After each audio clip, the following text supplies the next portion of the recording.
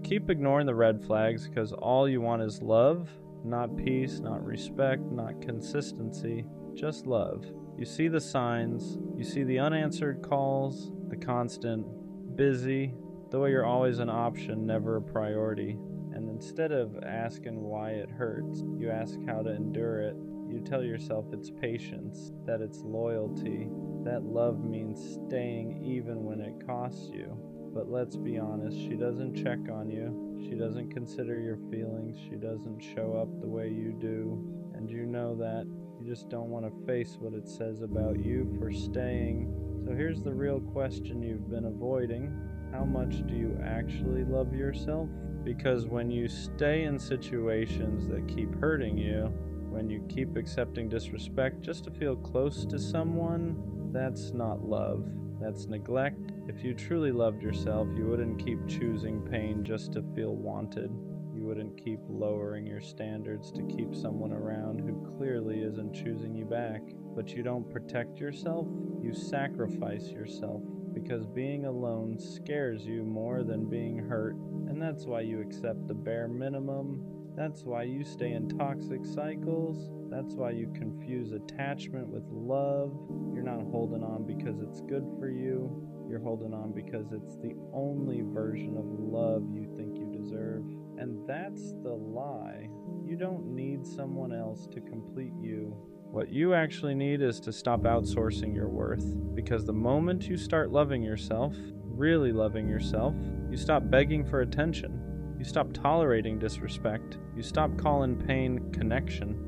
You stop chasing people who only show up halfway. Self-love doesn't make you selfish. It makes you unavailable to anything that keeps breaking you. And until you learn that, you'll keep calling suffering love and calling survival loyalty. You are worth more than crumbs. You are worth more than confusion. You are worth more than being an option. But no one can convince you of that until you decide to believe it yourself. Here's the truth you keep avoiding. You don't stay because you don't see the red flags. You stay because you think leaving means nobody else will love you. So you make excuses. She's busy. She's going through stuff. She just doesn't show love the same way. But effort isn't a love language. It's a choice. And when someone keeps choosing not to show up for you, that's not confusion, that's clarity. You're not being patient. You're being hopeful in a place that's already shown you who it is. You keep giving grace to people who wouldn't give you the same. You keep explaining your pain to someone who already decided it wasn't important enough to change. And every time you stay, you send yourself a message. My feelings come second. My needs are optional. This is the best I can get. That's not love. That's self-betrayal. You think walking away means losing them, but what you're really losing right now is respect for yourself, because someone who values you doesn't make you question your worth. They don't make you beg for consistency. They don't disappear and call it space. And the reason this keeps happening isn't because you love too hard. It's because you don't love yourself hard enough to leave when you should. The moment you start choosing yourself, red flags stop looking like obstacles and start looking like exits. And exits aren't failures, they're protection. Ignoring red flags doesn't just hurt you once, it trains people how to treat you. Every time you stay after disrespect, you teach them you'll tolerate it. Every time you forgive without change, you show them your boundaries don't mean much, and they adjust accordingly. They respond less. They try less, they care just enough to keep you around, but never enough to show up fully. Because why would they? You already proved you'll stay without effort. You think you're being understanding, but what you're really doing is normalizing behavior that shouldn't have access to you. You answer late replies immediately. You accept apologies without accountability. You let patterns repeat because you're afraid of starting over, and slowly, your standards drop while their comfort rises. That's the trade you're making. You're giving someone emotional safety while you live in emotional uncertainty. And the worst part? You start blaming yourself. You tell yourself you're asking for too much, that you're sensitive, that this is just how relationships are. But healthy love doesn't require endurance. You don't have to survive it. You don't have to fight for basic respect. You don't have to convince someone to treat you well. Red flags aren't challenges to overcome. They're warnings to listen to, and the longer you ignore them, the harder it becomes to remember what being valued even feels like. The pattern doesn't break when they change, it breaks when you do. The reason you keep ignoring red flags is because you confuse attachment with love. Love feels steady, attachment feels urgent. Love doesn't make you anxious. Attachment keeps you checking your phone, replaying conversations, wondering where you stand, and you call that passion. But what you're really feeling is fear. Fear of being replaced, fear of not being enough, fear that if you don't hold on tight, you'll be forgotten. So you cling, you stay when you should leave, you wait when there's nothing coming, you accept excuses because they're easier than facing the truth. That truth being, someone who wants you won't make you feel optional. Attachment makes you chase because it needs reassurance. Love doesn't chase, it meets. And until you learn the difference, every red flag will feel like something you just need to work through. You'll keep calling distance space, disrespect miscommunication, inconsistency timing, but your body already knows that tight feeling in your chest, that constant unease, that feeling of giving more than you're getting. That's not love warning you to try harder. That's your self-respect telling you to stop. You don't need clearer signs. You don't need closure. You don't need one more conversation. You need the courage to admit that attachment is keeping you stuck in places love would never ask you to stay. Walking away feels harder than staying because staying lets you avoid the truth. As long as you're still there, you can tell yourself it might change, that maybe tomorrow they'll care more, that maybe you're just being tested. Hope keeps you stuck because leaving means admitting you invested in something that wasn't good for you. It means admitting you ignored your instincts, that you stayed longer than you should have, that you loved someone who couldn't meet you halfway, and that hurts your pride. So instead, you endure. You tell yourself pain is temporary, that love requires sacrifice, that every relationship has rough patches. But here's the part you don't want to hear. Love doesn't consistently make you feel small. It doesn't drain you. It doesn't confuse you. It doesn't make you feel like you're asking for too much just by wanting basic respect. You stay because leaving forces accountability, not for them, but for you. It forces you to ask why you accepted less, why you ignored the signs, why you stayed quiet when your boundaries were crossed. And that's uncomfortable. But staying is costing you more than leaving ever will. Every day you remain in a situation that disrespects you, you reinforce the belief that this is all you deserve, and that belief is the real damage. Walking away isn't giving up on love, it's giving up on self-betrayal. And the moment you finally choose yourself, red flags stop feeling confusing. They feel obvious. The moment you stop ignoring red flags, everything gets quiet. No chaos, no anxiety spikes, no constant checking to see if someone still wants you. And at first, that silence feels uncomfortable because you're used to confusion, used to emotional ups and downs, used to love feeling like something you have to manage. So when you finally walk away, your brain starts questioning you. Maybe I overreacted. Maybe I should have stayed. Maybe this is just how love feels. But that's just withdrawal. You're not missing them. You're missing the familiarity of the pattern because ignoring red flags wasn't just about them. It was about what you were willing to tolerate to avoid being alone. Now that you've chosen yourself, you start seeing things clearly. You realize how drained you were, how often you made excuses, how little you were actually asking for compared to how much you were giving, and that clarity changes you. You don't feel pulled toward inconsistency anymore. You don't chase mixed signals. You don't feel tempted by people who only show up halfway. Because once you experience peace, chaos stops feeling exciting. You stop romanticizing struggle. You stop believing love has to hurt. You stop confusing anxiety with connection. And here's the biggest shift. You stop trying to be chosen. You start choosing who gets access to you, who gets your time, who gets your emotional energy. Red flags don't feel like puzzles anymore. They feel like answers. And instead of asking me, can I make this work? You ask, does this protect me? That's when self-respect kicks in. Not loud, not dramatic, just firm.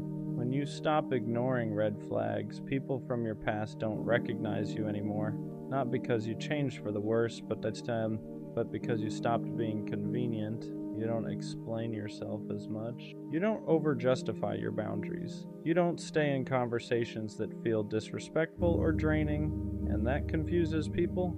They're used to the version of you that stayed quiet, that gave chances, that tried to understand at the expense of being understood. So when you walk away faster now, they call you cold. They say you've changed. They say you're doing too much. But what they really mean is, you're no longer available for the dynamic they benefited from. People who thrived on your tolerance don't like your standards. People who were comfortable with your silence don't like your clarity. And that's okay, because growth isn't about being liked, it's about being protected. You're not harsh, you're not bitter, you're not closed off. You're just done negotiating your self-respect. You no longer wait for disrespect to become unbearable before leaving. You don't need proof anymore. The first pattern is enough. And here's the part that matters most. The right people won't question this version of you. They won't push your boundaries. They won't test your tolerance. They won't need you to over-explain. They'll feel your standards and meet them naturally. Anyone who leaves because you stopped accepting red flags was never meant to stay anyway. That's not loss, that's alignment. Self-respect feels lonely at first, not because you're doing something wrong, but because you stopped tolerating what everyone else normalized. You don't have constant access to people anymore. You don't have drama to distract you. You don't have half connections keeping you entertained. And that quiet can feel heavy, because for a long time, chaos made you feel needed, inconsistency made you feel chosen, fixing things made you feel valuable. Now none of that is there, and your brain tries to convince you that you're missing out, that maybe you were happier when you stayed, that maybe standards are overrated, that maybe being lonely is worse than being disrespected. But that's just the adjustment period. You're unlearning a pattern where love had to hurt to feel real. Self-respect strips away the noise and leaves you with truth. You start seeing how many connections were built on convenience instead of care. How many people stayed because you made it easy for them, not because they valued you. And yes, that realization stings, but it also gives you something you didn't have before. Peace, no guessing, no waiting, no emotional whiplash, just clarity. And from that clarity, your standards get quieter but stronger. You don't announce them, you don't defend them, you just live by them. And anyone who can't meet you there falls away naturally. Loneliness isn't punishment here. It's space to rebuild your sense of worth without someone else validating it. Space to remember who you are when you're not chasing or fixing or proving. And soon, that loneliness turns into confidence. Not loud confidence, stable confidence. The kind that doesn't rush, the kind that doesn't beg, the kind that knows red flags aren't obstacles, they're directions. At some point, you realize something uncomfortable. You don't actually miss them. You miss the version of yourself that kept trying to be enough. You miss the effort you gave, the hope you held on to, the belief that if you just loved harder, things would finally change, because chasing gave you purpose. It made your pain feel meaningful. It made waiting feel justified. It made disappointment feel like part of the process. Now that you've stopped, there's nothing left to fix. And that's when the grief shows up. You grieve the time you spent trying to earn what should have been given freely. You grieve the energy you poured into people who never poured back. You grieve the patience you mistook for love, not because you were foolish, but because you cared. And it hurts to admit that caring didn't save anything. you start seeing clearly how often you ignored your own voice, how many times your body told you to leave while your heart begged you to stay. You stayed loyal to people who weren't loyal to your peace, and that realization is heavy, because now you can't go back, you can't unsee the patterns, you can't pretend disrespect was accidental, you can't convince yourself that red flags were just misunderstandings. You've outgrown the version of you that survived on hope alone, and while that growth is necessary, it still feels like loss. But here's the truth: you didn't lose something real. You let go of something that only existed because you kept tolerating it. And the more distance you get, the clearer it becomes. What you were missing wasn't love, it was self-respect. Ignoring red flags was never about love. It was about not wanting to choose yourself, because choosing yourself meant walking away without guarantees, without reassurance, without someone else filling the silence. So you stayed. You told yourself love takes patience, that people need time, that your pain was just part of the process. But deep down, you knew the truth. You weren't staying because it felt right. You were staying because leaving felt terrifying. Terrifying to be alone. Terrifying to admit you deserved better. Terrifying to sit with the idea that you chose someone who couldn't choose you back, though you ignored the signs. Not because you didn't see them, but because seeing them meant action. And action meant accountability. But here's what finally clicks. Red flags don't hurt you. Ignoring them does. Every time you stayed, you taught yourself that your needs were optional. Every time you excused behavior, you taught yourself that love should be endured. Every time you waited for change, you delayed your own growth. And that cycle doesn't end when someone finally treats you right. It ends when you stop accepting what treats you wrong. Choosing yourself doesn't mean you stop wanting love. It means you stop betraying yourself just to keep it. It means you walk away sooner. You trust discomfort. You listen the first time something feels off. Not because you're cold, but because you're done confusing pain with connection. And once you reach this point, red flags don't feel complicated anymore. They feel clear. You don't argue with them. You don't negotiate with them. You don't try to turn them green. You leave because now you understand something you didn't before. Being alone is temporary. Self-betrayal is cumulative. And you're no longer willing to pay that price. That's not bitterness. That's self-respect. And that's where the cycle finally ends. You don't chase love because you're romantic. You chase love because you don't know how to sit with yourself yet. Because silence makes your thoughts loud. Because being alone feels like proof that something about you isn't enough. So you look for love to fill the space. You attach quickly. You overextend. You give more than you should, sooner than you should. Not because you're stupid, but because being chosen feels like relief. Like if someone wants you, then maybe you can stop questioning yourself for a while. You don't just want connection. You want validation. You want someone to prove that you're worth staying for, worth prioritizing, worth choosing. So when someone shows interest, you lean in hard, you ignore red flags, you excuse inconsistency. You tell yourself, if I love them better, they'll love me back.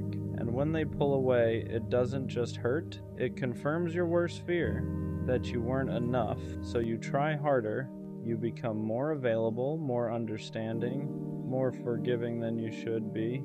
You abandon parts of yourself just to keep someone close, and you call it love. But deep down, you know the truth. You're not chasing them. You're chasing the feeling of being wanted.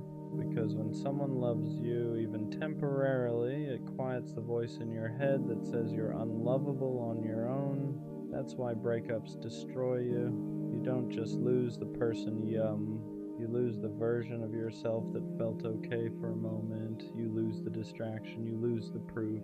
You lose the illusion that someone else could fix what you haven't faced yet. And that's the part no one wants to admit. Chasing love like this isn't romance. It's avoidance. It's using someone else's attention to avoid learning how to give it to yourself. Because loving yourself is harder than loving someone else. It means sitting with your flaws without asking someone to overlook them. It means choosing yourself without needing applause. It means learning how to feel whole without being held together by another person. And that terrifies you, so you chase love instead. But here's the shift, the part that hurts before it heals. The moment you stop chasing love to fill the emptiness, you start attracting it from a different place. Not desperation, not fear, not self-doubt, but choice. Because real love doesn't arrive to save you. It arrives when you're no longer asking someone else to convince you that you matter. And until you learn to sit with yourself, without distraction, without validation, without escape, every love you chase will feel heavier than it should. You don't need someone to love you harder. You need to stop outsourcing your worth. And when you finally do, love stops feeling like survival and starts feeling like connection.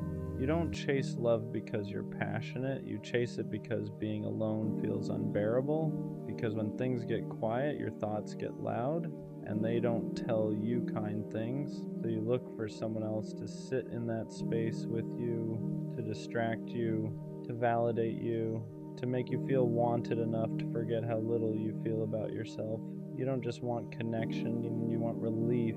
Relief from the constant feeling that something about you is missing, that you're behind, that if you were enough, someone would have stayed by now. So when someone shows interest, you grab onto it, you attach fast, you give more than you should, you bend your boundaries before they even ask, not because you're weak, but because being chosen feels like proof.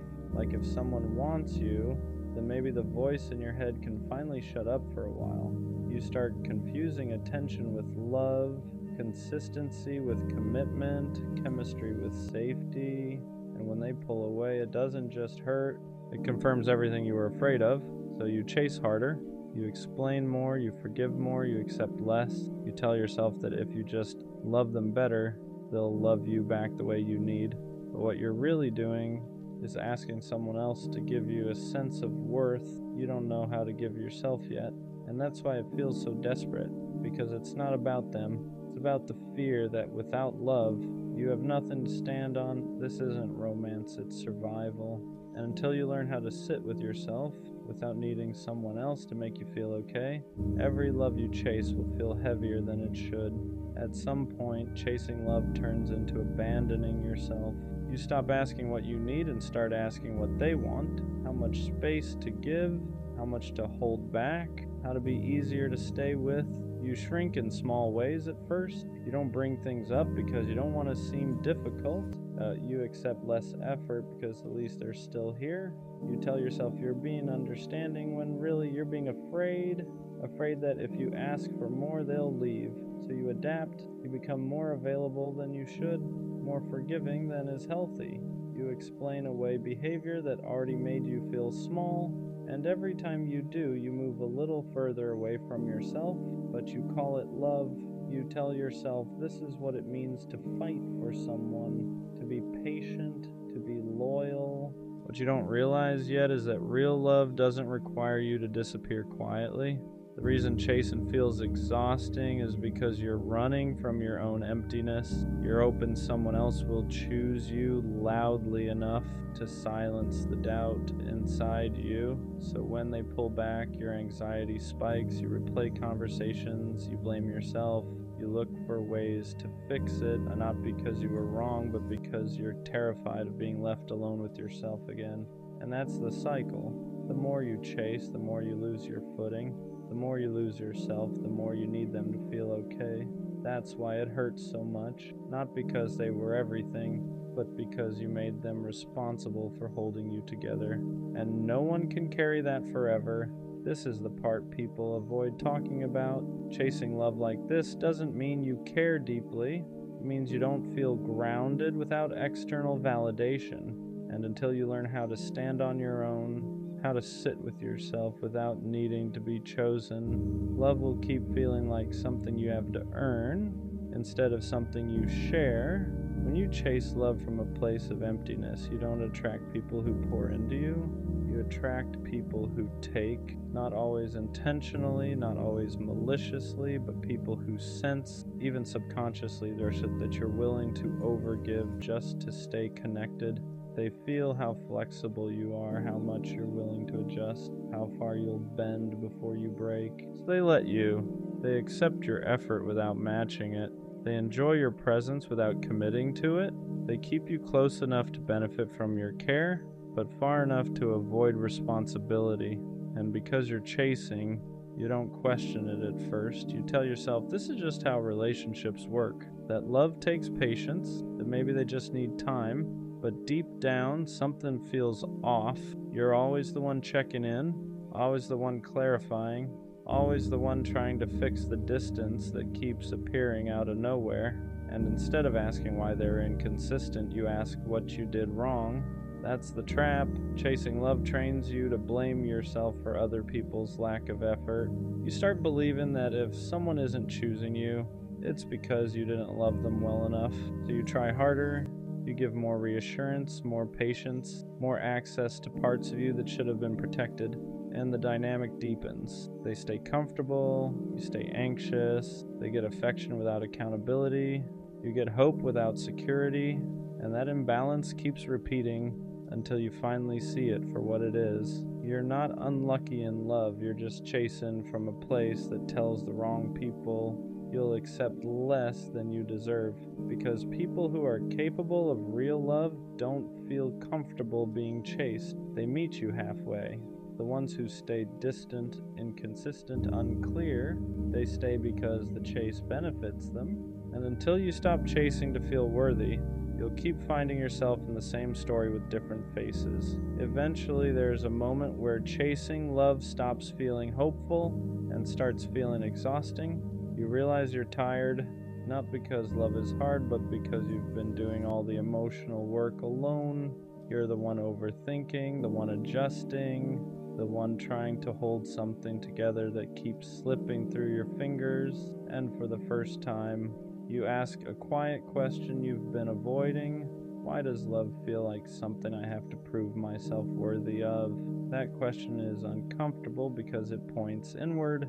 It forces you to see that chasing love has been a distraction, a way to avoid sitting with yourself, a way to avoid asking why you don't feel enough without someone choosing you.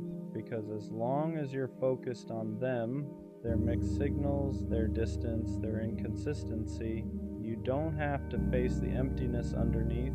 You don't have to ask why you're afraid of being alone, why validation feels necessary, why rejection feels like confirmation instead of redirection. So you keep chasing, but here's the truth that hurts before it heals. Chasing love delays self-healing. Every ounce of energy you spend trying to be chosen is energy you're not spending, learning how to choose yourself, and that's why nothing ever feels settled, because no matter who you're with, you're still looking to them to fix something they didn't break. They can't give you security you haven't built internally. They can't love you into self-worth.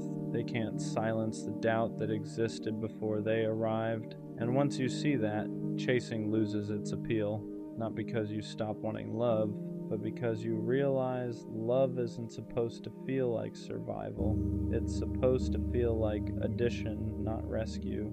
And the moment you stop running from yourself is the moment the chase starts to lose its power. Learning how to sit with yourself is the hardest part of this whole process, because when you stop chasing love, there's nothing left to distract you. No text to wait for, no signals to decode, no person to center your emotions around, just you. And that's when everything you've been avoiding comes to the surface. The insecurity you buried under effort, the loneliness you masked with attachment, the belief that without someone choosing you, you don't really matter. It feels uncomfortable at first, almost unbearable. You reach for your phone instinctively. You miss the chaos, you miss feeling needed, because chasing gave your pain direction, it gave your emptiness a target. Now there's nowhere to run. And this is where most people go back.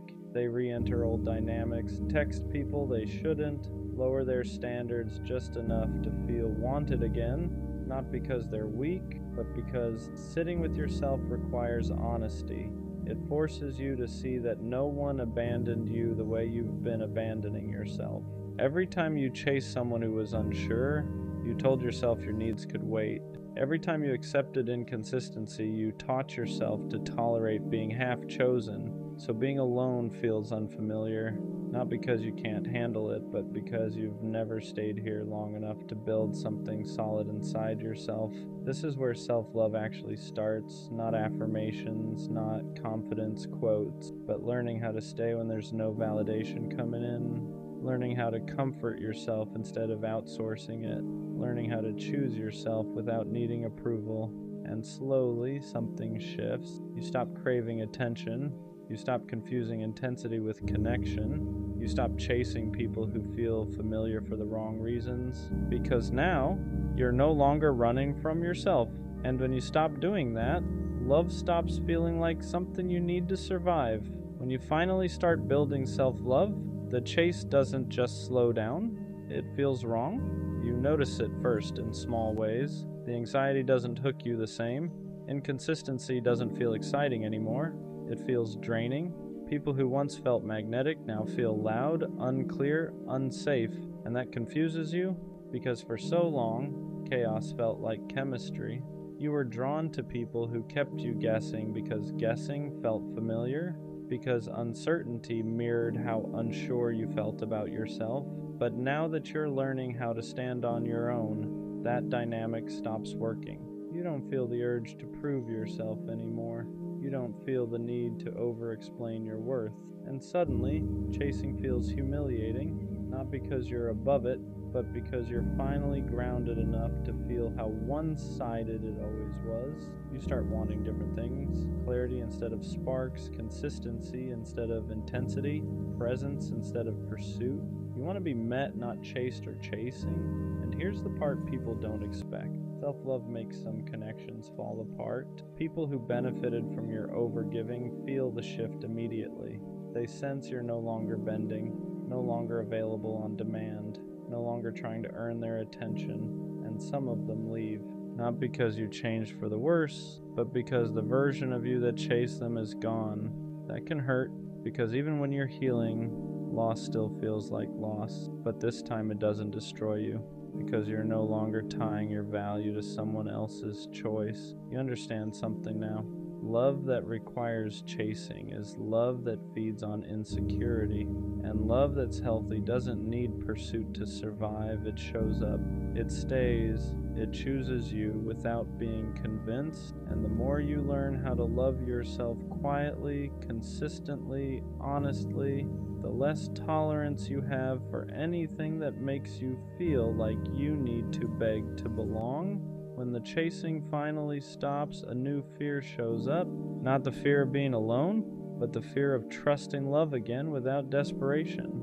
Because now you're calmer, more grounded, less reactive, and that feels unfamiliar. You're used to love coming with anxiety, with overthinking, with that constant urge to secure someone's attention before it disappears. So when things are steady, part of you doesn't know what to do. You wait for the other shoe to drop. You look for signs something is wrong. You brace yourself for distance that never comes, because chaos used to feel like proof that something mattered. Now peace feels suspicious. You're not chasing anymore, but you're still learning how to receive, how to let someone show up without questioning why, how to accept consistency without trying to earn it. And that's harder than it sounds, because chasing trained you to believe love had to be worked for, that if you weren't doing something, fixing something, proving something, it wouldn't last. So when someone meets you without needing to be convinced, your instinct is to pull back, not because you don't want it, but because you're afraid of trusting something that isn't fueled by fear. This is the quiet stage of healing, where you're not running anymore, but you're not fully relaxed either. You're learning that love doesn't have to feel urgent to be real, that being chosen calmly is still being chosen, and slowly you start letting yourself believe it.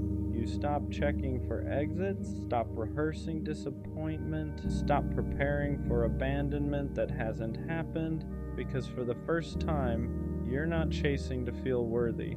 You're standing still and letting love come to you. And that's when you realize how much strength it actually takes to stay. When you stop needing love to save you, everything about it changes. You're not chasing anymore, but you're also not hiding. You're just stable, and that's unfamiliar. You notice how different it feels to want someone instead of needing them. There's no panic behind it, no urgency, no feeling that if this doesn't work out, you'll fall apart. And that scares you in a new way, because chasing gave you purpose. It gave your emotions somewhere to go. It made love feel intense, consuming, alive. Now love feels quieter, not empty, just grounded. You don't lose yourself in people anymore. You don't rearrange your life to keep someone interested. You don't abandon your needs to avoid being left. And because of that, you become harder to hook, not emotionally unavailable, just unavailable to dynamics that require you to shrink. You start noticing things you used to ignore, how someone responds to boundaries, how they handle consistency, how they show up when you're not overgiving. And if they fade when you stop chasing, you don't panic, you understand. They weren't there for you. They were there for the version of you that was always reaching. That realization hurts, but it also frees you. Because now you know love that disappears when you stop chasing was never love meant to stay.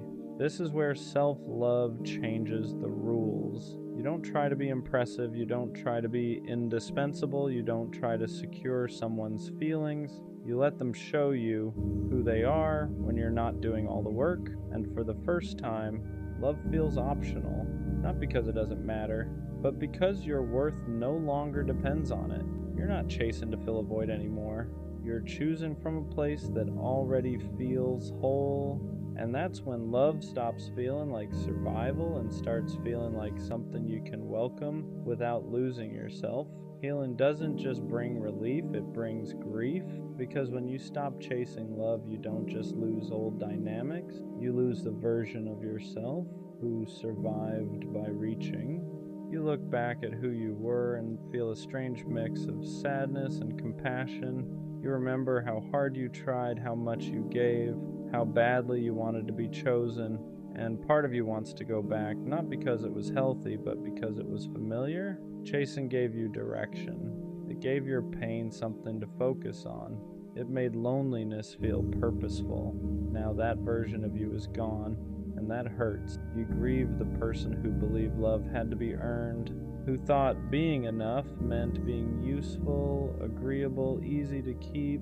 You grieve the nights you waited, the messages you rewrote, the boundaries you swallowed just to stay connected, not because you were weak, but because you didn't know another way yet. And healing means accepting something painful. No one did this to you. You did it because you didn't know how to hold yourself without being held. That realization can feel brutal because it removes the villain. There's no one left to blame, just patterns you learn to survive something deeper. So you sit with it, with the sadness, with the regret, with the understanding that you were doing the best you could with what you knew at the time. And slowly, that grief turns into respect. Respect for how much you endured, for how deeply you wanted love, for how brave it was to keep believing, even in the wrong places. You don't hate the old version of you. You thank them because they carried you until you were strong enough to stop chasing and start choosing yourself. And that's what makes this stage heavy.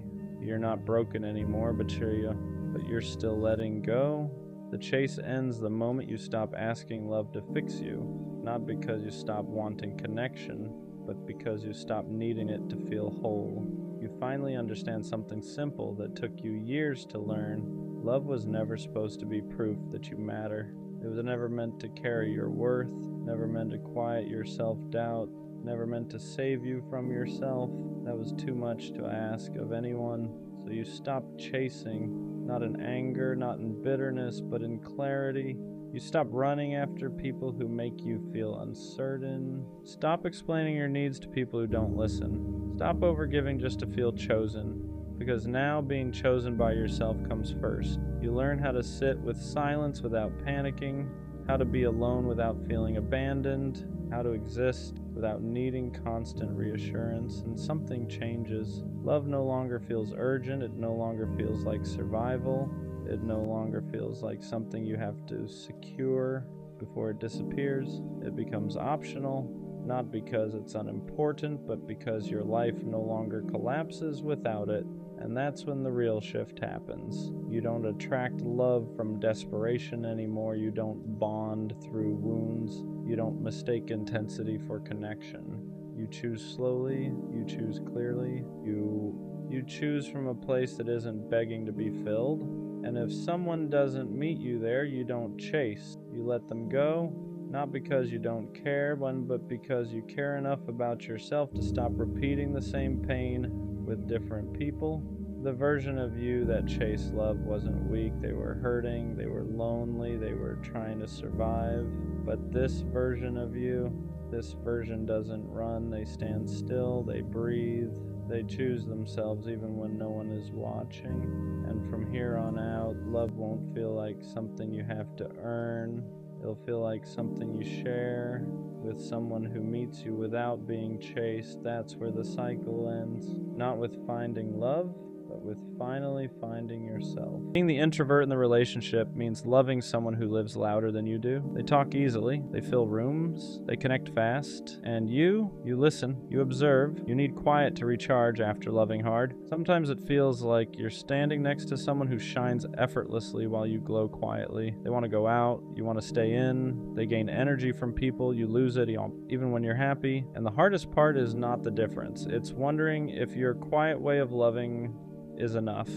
Because you don't always say everything, you don't always show excitement loudly, but when you choose someone, you choose them deeply. Being the introvert doesn't mean you love less. It means you love in a way that's calm, steady, and intentional, and sometimes that gets misunderstood. Being with an extrovert means watching them move through the world with ease. They make friends everywhere, they're invited everywhere, people are drawn to them naturally, and sometimes, standing next to that, you wonder where you fit, not because they make you feel small, but because you don't take up space the same way. They thrive in crowds. You count the minutes until you can recharge. They talk things out loud. You process everything internally first, and there are moments where you feel guilty for needing quiet after a long day of loving them. You worry that asking for space sounds like distance, that needing alone time sounds like disinterest, but the truth is, your silence isn't absence. It's how you stay present without burning out. Loving loudly isn't the only way to love deeply, and being quieter doesn't mean you're less committed. It just means your love lives in steadiness, not spotlight. The unspoken fear is that one day you won't be enough, that they'll want more noise, more people, more energy than you can give. You worry they'll mistake your calm for boredom, your need for quiet for distance. You love them deeply but not loudly, and sometimes you wonder if that difference will matter too much. You don't compete for attention, you don't need constant stimulation, you just want connection that feels safe and real. The fear isn't that they'll leave, it's that they'll outgrow you without realizing you were loving them in the only way that feels honest to you. But loving quietly doesn't mean loving less. It means choosing them without the performance. It means staying without needing the room to notice. The right partner won't need you to be louder, they'll need you to be you. Introverts love deeply in ways that aren't always obvious. You remember details, you notice shifts in mood, you feel things before they're said. While they're talking to the room, you're paying attention to them. You're the one who listens after the party ends, the one who creates calm when everything feels loud, the one who offers presence instead of constant stimulation. Your love shows up in consistency, not volume, in choosing the same person again and again, even when it's quiet, even when no one's watching. And often your extroverted partner doesn't realize how much they need that until life gets overwhelming, until they're tired, until the noise fades, until they need someone who knows how to stay still with them. That's when your kind of love becomes the anchor. Not flashy, not loud, just steady. Introverts and extroverts can work beautifully together, but only when both ways of loving are respected. You don't need to become louder to be enough for them, and they don't need to become quieter to be right for you. What matters is understanding that your need for space isn't rejection, that their need for people isn't avoidance. You recharge differently, but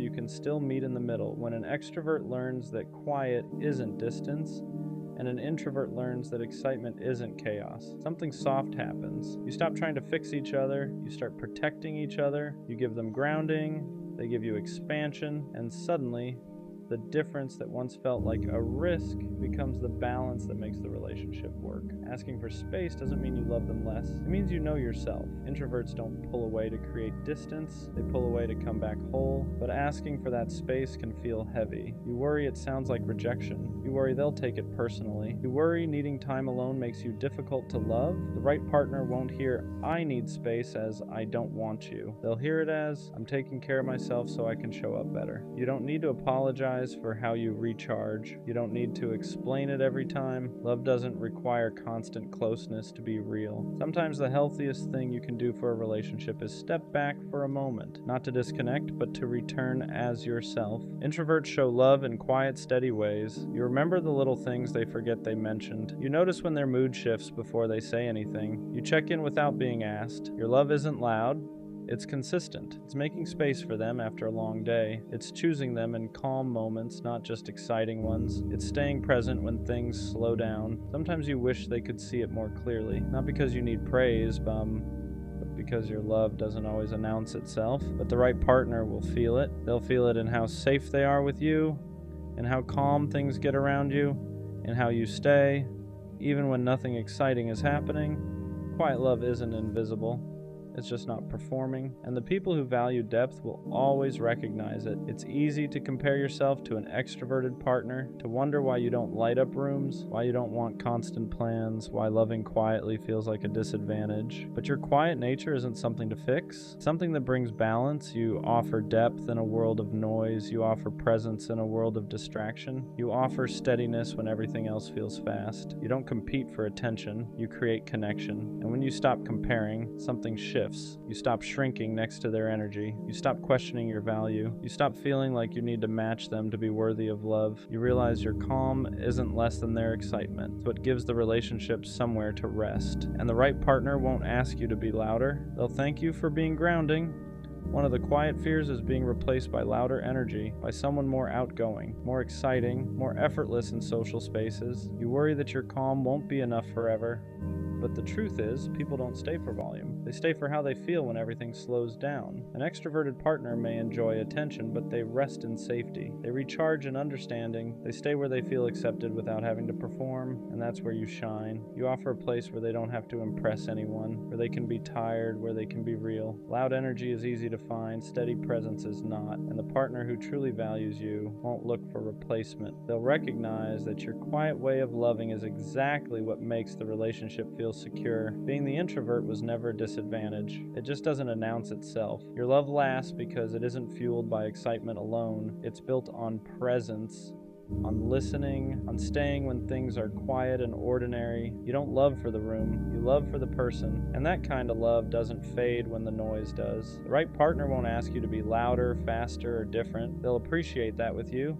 Love feels steady instead of overwhelming, safe instead of performative. So if you've ever felt like your quiet nature made you harder to love, it didn't. It made you the place someone can finally rest. And that's not less, that's rare. Loving quietly doesn't mean loving halfway. It means you choose depth over display. You don't need to be the loudest voice in the room to be the most meaningful presence in someone's life. The right partner won't measure love by energy levels. They'll feel it in consistency, in safety, in how calm it feels to be with you. And one day you'll realize something simple. Your quiet wasn't something they had to tolerate. It was the reason they felt at home. Some nights, I stay up hugging my pillow pretending it's someone. Not because I'm dramatic, but because it gets lonely when no one chooses you. You start wondering if love just missed you. If maybe everyone else got picked and you were the one who got skipped over. I tell myself I'm fine being alone, and most days I am. But late at night when the world is quiet, that's when the question comes back. Will love ever find me? Or am I just meant to imagine it? I think the hardest part is not the loneliness. It's feeling like you have so much love to give and nowhere to put it. No hands to hold. No one to come home to. Just you, your thoughts, and the same hope you keep tucking away every morning. And what scares me most is not being alone right now. It's the thought that maybe this is permanent. Being alone doesn't hurt the most. Being unchosen does. It's watching people find each other while you keep ending up by yourself. It's being told, your time will come so many times that it starts to feel like a placeholder sentence. You start questioning yourself. Am I too quiet? Too much? Not enough? You replay everything, trying to find the reason no one stayed. And late at night when you're hugging a pillow imagining it's someone who wants you back, those thoughts get louder. Not because you don't don't love yourself, but because you're tired of being the only one who does. The scary part is how slowly it affects your worth. You don't stop believing in love, you stop believing it wants you, and that's when loneliness becomes heavier than silence, because now it's not just about being alone. It's about wondering if something is wrong with you for being alone this long. This feeling doesn't mean you're unlovable, even though it really feels like it. It means you've been alone long enough for the silence to start telling stories. And silence is loud when it goes on too long. You start mistaking timing for rejection. You start turning waiting into a flaw. You start thinking love hasn't found you because you're missing something. But love doesn't work on fairness, and it doesn't run on schedules. Some people find it early. Some people find it after they've learned how to sit with themselves at night. And that doesn't make you behind. It makes you human. The fact that you still want love, still imagine it, still hope for it, even after feeling unchosen, that's not weakness. That's proof your heart didn't close. Imagining love at night doesn't make you desperate. It means you're human. You're not hugging a pillow because you're weak. You're doing it because your body remembers what closeness feels like, even when your life hasn't caught up yet. There's nothing wrong with wanting someone to come home to, with wishing there was a hand to reach for when the day finally goes quiet. The problem isn't that you imagine love, it's that you've been alone long enough to start believing wanting it is something you need to outgrow. But love isn't something you mature out of, something you wait for without turning against yourself in the meantime. You don't need to shame the part of you that still hopes at night. That part is just proof you haven't gone numb, and as long as you haven't gone numb, love hasn't missed you. Loneliness at night doesn't get to decide your future. Even when it feels endless, nights are heavy because they strip everything down. No distractions, no noise, just you and the question you try not to ask during the day. But night feelings aren't prophecies. They're just unmet needs speaking when everything else is quiet. Being alone right now doesn't mean you'll always be alone, and being unchosen so far doesn't mean you're unchoosable. It just means you haven't been met yet. There's a difference. You're not behind, you're not forgotten, you're not running out of time. You're just in the part of the story where love hasn't arrived, not the part where it never does. The hardest balance is holding hope without turning it into self-doubt, because when you hope for something for a long time, it can start to feel personal when it hasn't arrived yet. You tell yourself you're patient, but underneath that, there's a quiet fear that maybe hope is just another way of setting yourself up, so you try to numb it. You tell yourself you don't need love, you act like you're fine on your own, but hope doesn't disappear that way. It just goes quiet and waits for the night. The truth is, hope isn't the problem. Hope only hurts when you turn it inward and use it as proof that something is wrong with you. You're allowed to hope without questioning your worth. You're allowed to want love without it meaning you're lacking. Hope isn't weakness. It's just your heart still believing in a future you haven't reached yet. When love hasn't found you yet, it can make you feel invisible. You're moving through life unnoticed, unchosen, easy to pass by, but invisibility isn't the truth. It's just what loneliness whispers when it's tired of waiting. You don't get overlooked because you lack something. You get overlooked because connection isn't something you can force into timing. The right person doesn't miss you because they're better at noticing. They find you because they're looking for what you already are, and until then you're not invisible. You're just living in the space before recognition. That space feels quiet, it feels long, it feels unfair. But it isn't empty. It's shaping you into someone who will recognize real love when it finally arrives. Not because you're desperate for it, but because you're ready to receive it without disappearing into it. Love usually doesn't find you when you're proving you deserve it. It finds you when you stop performing and start existing. For a long time, I thought if I was good enough, patient enough, understanding enough, someone would finally see me. So I overgave, overthought, over-explained. But love doesn't arrive as a reward for endurance. It arrives when you're no longer shrinking to be easier to choose. The moment you stop asking, what do I need to fix? And start asking, what do I need to feel safe? Something shifts. You don't chase connection anymore, you allow it, and that doesn't make love come faster, and it makes it come healthier. Because the love that finds you then isn't choosing you because you tried hard enough. It's choosing you because you're finally standing still as yourself. Waiting is hard because it's empty time. Not empty in life, but empty in connection. You're still living, still growing, still doing everything you're supposed to do, but there's no one to share the quiet with, and that's where loneliness sneaks in. The difference between waiting and loneliness is what you tell yourself while you're there. Loneliness says, nothing is happening because I'm not enough. Waiting says, something hasn't arrived yet, and that's not a reflection of my worth. Learning to sit in the waiting doesn't mean pretending you don't want love. It means refusing to let the absence of it turn into self-blame. You can want love deeply.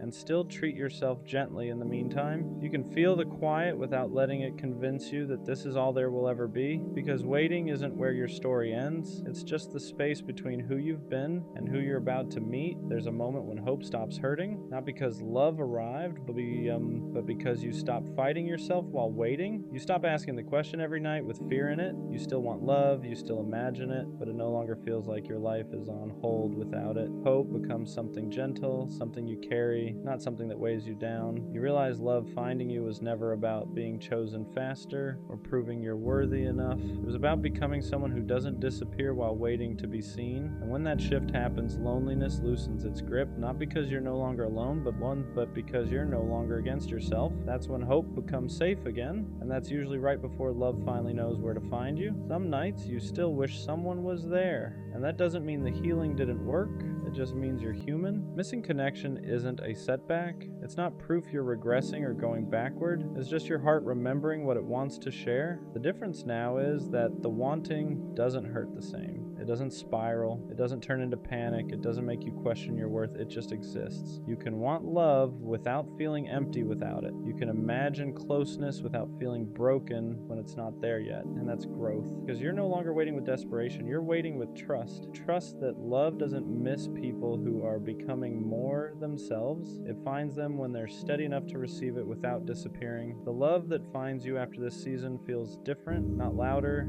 not dramatic, safer. It doesn't make you question yourself. It doesn't make you wonder where you stand. It doesn't ask you to stay up at night holding space for uncertainty. It meets you where you are.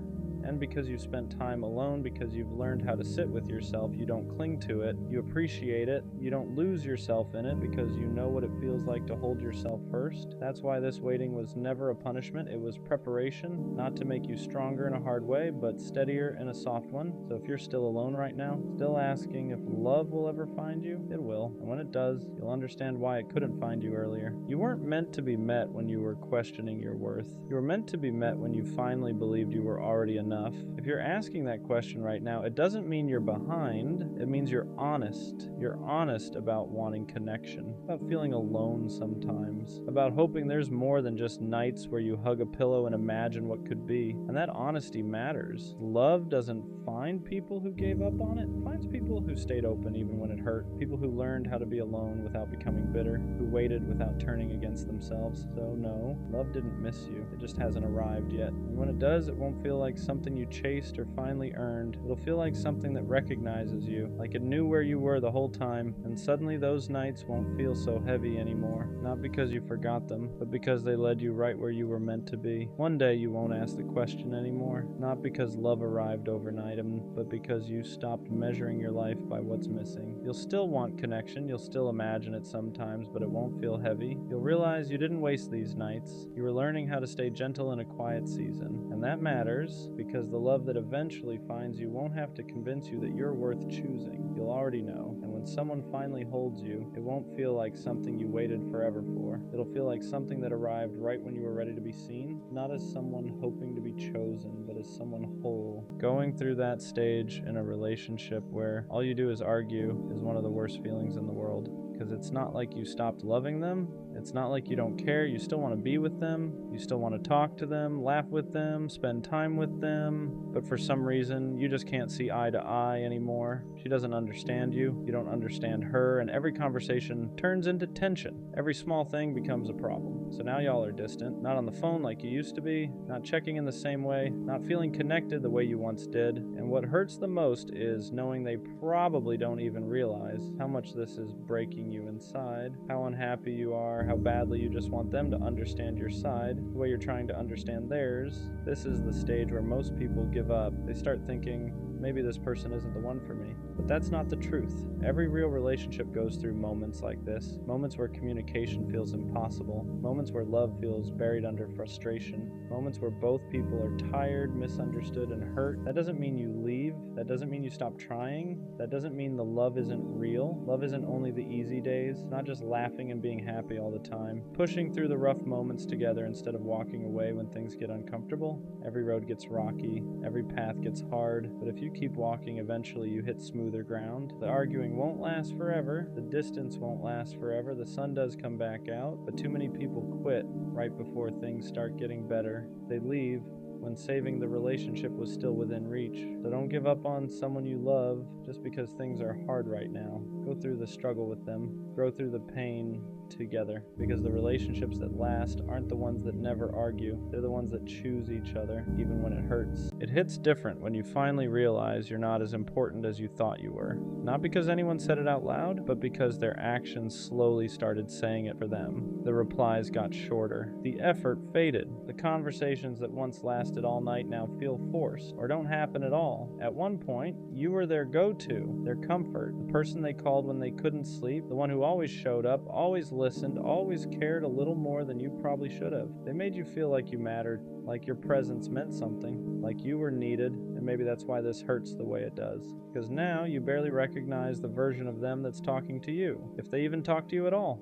You start replaying everything in your head, wondering where it changed, wondering what you did wrong, wondering if you asked for too much or gave too much, or just cared in a world that didn't ask for that kind of heart. It's not even about wanting them back anymore, it's about questioning if it was ever real, if the connection you felt was mutual, or if you were just filling space until something better came along. That's the part no one talks about, how being slowly forgotten hurts more than being cut off completely, because there's no closure, just confusion, just silence where love used to be loud. You gave them the best parts of you, your time, your energy, your late nights, and honest feelings, and they walked away like it was nothing, like it didn't leave a mark. But here's the truth you need to hear. You didn't lose your value, you didn't become less important, you just stopped being important to someone who couldn't meet you where you were. And that doesn't mean you were too much, it means they weren't enough. Some people can't handle someone who loves deeply, who shows up consistently, who cares without keeping score. They don't know what to do with that kind of heart, so they distance themselves, they detach, they disappear. But one day someone else will meet you and won't need reminders of your worth. They won't make you question your place in their life.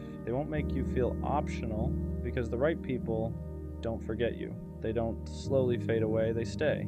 And until then, remember this: being forgotten by someone you cared about doesn't mean you didn't matter. It just means you loved louder than they were capable of hearing. I make fake scenarios in my head, not the good kind, not the hopeful ones, the kind where I lose you in ways that haven't even happened yet. It's like my brain refuses to let me have peace, even when things are good, even when you're here, even when you've given me no real reason to doubt you. I still imagine the worst. I picture you texting someone late at night, laughing at messages I'll never see, sharing parts of yourself that I thought were mine. I imagine the day you wake up and realize maybe I'm not enough, maybe this isn't what you really want, maybe I was just a phase you outgrew, and I hate it. I hate how real it feels. I hate how convincing my own mind can be, because it's not about trust. I trust you more than I trust myself. It's about fear of losing something that means so much to me that my mind tries to write the ending before the story even gets there. Like if I can imagine the heartbreak first, maybe it won't destroy me when it happens. Like if I prepare for the pain, I'll somehow be ready for it. But the truth is, it already hurts. It hurts now.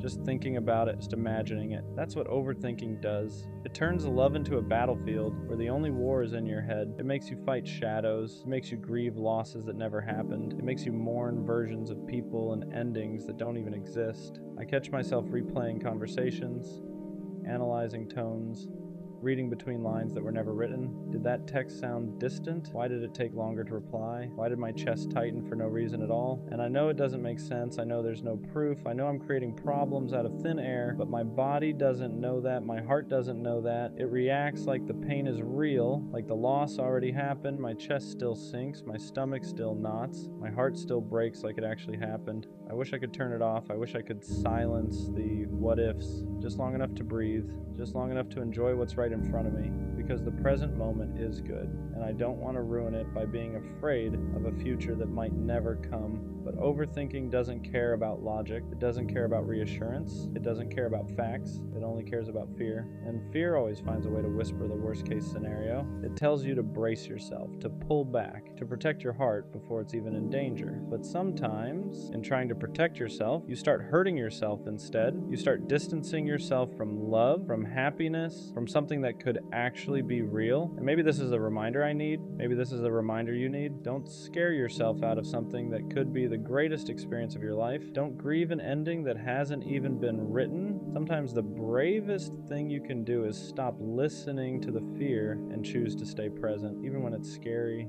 even when it feels vulnerable, even when your mind is trying to convince you you're about to lose everything. Because love isn't meant to be survived, it's meant to be lived. And if you can still listen, even when it's hard, there's still a way back. It's letting the distance grow so wide that you forget how to listen to the person you once loved without effort. Because the real loss isn't the argument, it's I'm still here. I still care. Let's figure this out together. And the truth is, sometimes the most powerful thing you can say isn't another argument. Love survives not because people never argue, but because at some point they choose understanding over being right. Sometimes the only way back to each other is slowing down and actually hearing what's being said beneath the anger. Because love isn't about who wins, it's about who's willing to listen even when it's uncomfortable, even when it hurts your pride, even when silence feels easier. You have to stop fighting each other and start fighting for the version of us that existed before ego took over. Not by winning the argument, not by proving your point harder, not by keeping score of who's hurt who more. If you still care, if there's even a small part of you that hopes things can get better, then something has to change. And now both of you are stuck arguing through the pain instead of talking through it. You're not angry, you're hurting, but the pain comes out sideways. Instead of saying, I'm scared of losing you, you argue over something small that doesn't even matter. Instead of saying, I feel ignored,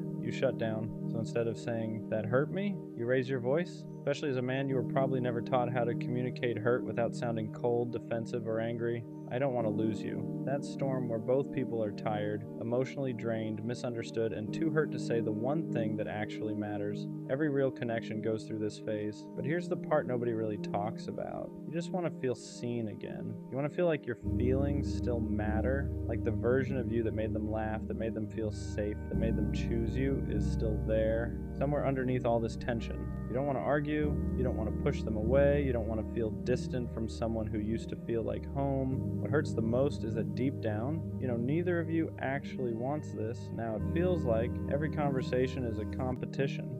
You're fighting to be heard, they're fighting to be right, and while you're both swinging, nobody's actually winning. You miss when things were easy, when you could sit in silence together and it didn't feel awkward, when laughing came naturally, when being around each other felt safe, not stressful, and you miss how it used to be. You look at each other and it doesn't feel soft anymore, it feels tense, like you're walking on eggshells trying not to set the other person off. It's about tone, it's about who said what, who felt disrespected, who's wrong, who needs to apologize first.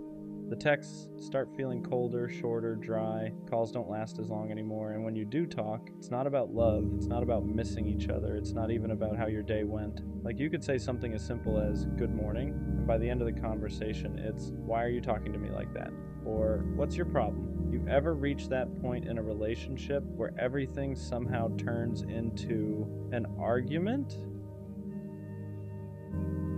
It's strange how people don't really care about how you're feeling until you start acting different. You can be struggling quietly for weeks, even months, and nobody notices. You still show up, you still smile, you still say, I'm good, even when you're not. You laugh at jokes you don't even hear. You hold conversations while your mind is somewhere else entirely. You keep being the strong one, the chill one, the reliable one everyone counts on. And that becomes your role. The person who's always fine, always understanding, always there. But the moment your energy shifts, the moment you take longer to reply, the moment you stop forcing yourself to show up the same way, now suddenly everyone notices. What's wrong? Why are you acting different? But let's be honest. They're not asking because they care. They're asking because you stopped being convenient, because you stopped playing the part they were comfortable with. What hurts the most is knowing you were hoping someone would notice before it got to that point, before you had to pull back, before you had to protect yourself, but they didn't, because most people don't listen to silence. They only react to distance. They don't see you drowning when you're still smiling. They only care once you stop swimming for them.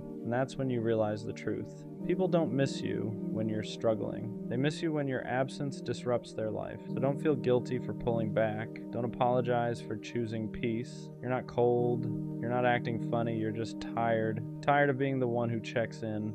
Tired of being strong for everyone else. Tired of people only noticing your worth once you stop giving them access to it. Let go of the people who only want the best parts of you.